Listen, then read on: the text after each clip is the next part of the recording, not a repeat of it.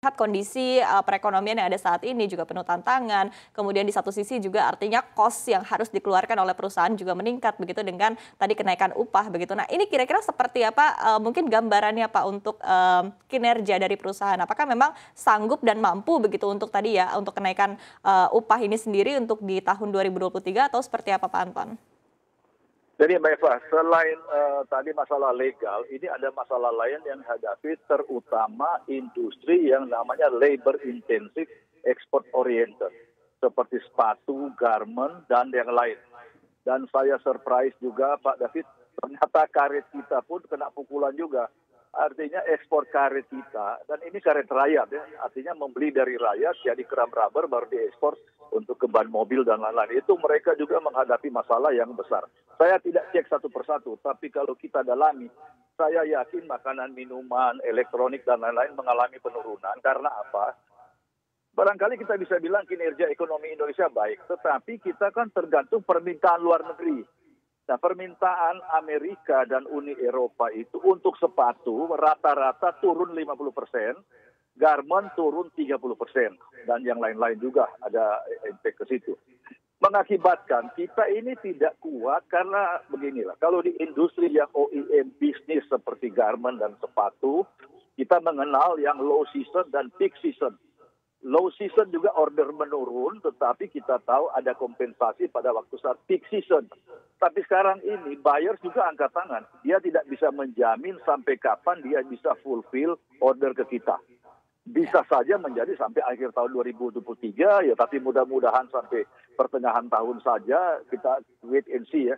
Tetapi kalau kita lihat, karena ini padat karya, katakanlah pabrik sepatu kalau bicara 40.000 pekerja itu hal yang biasa, ada yang 110.000.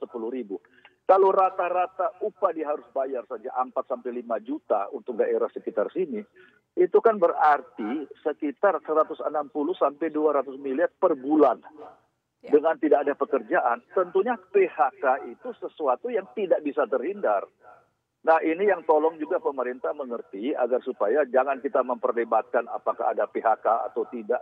Ini sudah terjadi dan Pak Muhadjir sebagai Menko per PMK meninjau satu pabrik garment di Bogor. Dan beliau risau juga PHK ini akan meningkatkan kemiskinan. Ya. Jadi saya kira inilah yang harus diantisipasi. Kita jangan saling menyalahkan, tapi bagaimana mencari solusi, Mbak. Nah, dalam kondisi seperti ini, PHK lagi marak, apakah bijaksana menaikkan katakanlah upah? Padahal yang naik ini upah minimum. Kita enggak, upah minimum bukan satu-satunya upah. Ada upah lembur, upah negosiasi, dan lain-lain. Dan inilah yang saya kira kita perlu duduk dengan pikiran tenang untuk menganalisa bagaimana melewati masa-masa yang uncertainties ke depan inilah. Jadi jangan dalam negeri membuat juga yang uncertainties baru. Oke baik Pak Anton, tadi terkait dengan, tadi Anda katakan, Anda juga tegaskan begitu bahwa kedepannya potensi PHK ini juga terbuka lebar. Tapi kalau kita bedah lagi lebih dalam begitu, mungkin untuk sektor apa saja sih Pak yang paling mungkin akan terjadi PHK begitu dengan kenaikan UMP ini? Saya tidak bisa mewakili sektor lain, tapi kalau sepatu dan garment tekstil, karena kita ada forum dan kita bersama-sama tekstil dan sepatu, sudah menyurat kepada Menteri Tenaga Kerja sebelum ribut soal UMP ya Mbak.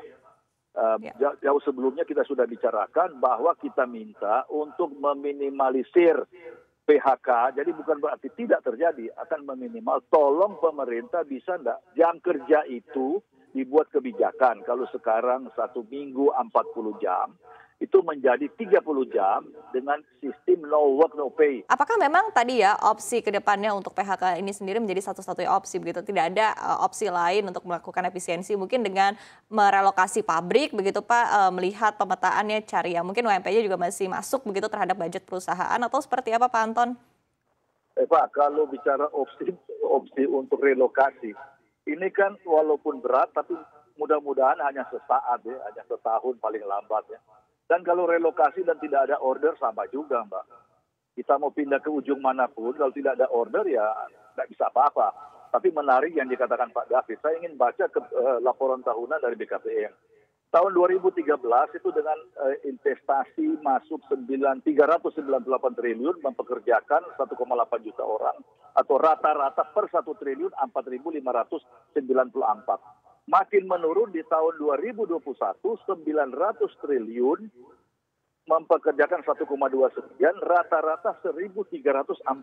Jadi kita harus waspada karena apa? Kita lebih banyak menggendong uneducated labor force. Sekitar 60% angkatan kerja kita maksimal pendidikan SMP dan didominir oleh SD.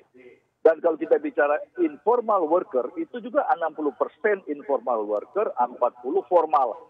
Formal worker seperti buruh itu, walaupun gaji mereka mengeluh tidak cukup, tetapi minimal ada jaminan sosial dan jaminan menerima income rutin setiap bulan.